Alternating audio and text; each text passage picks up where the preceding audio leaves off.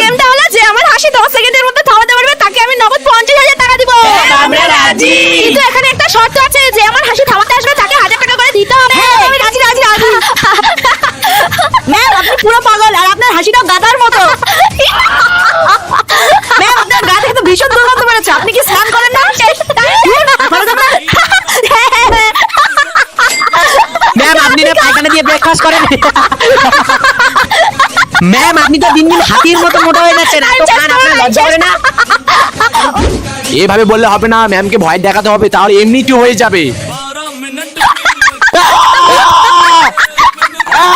ফালতু যা দেখি যা যা যা।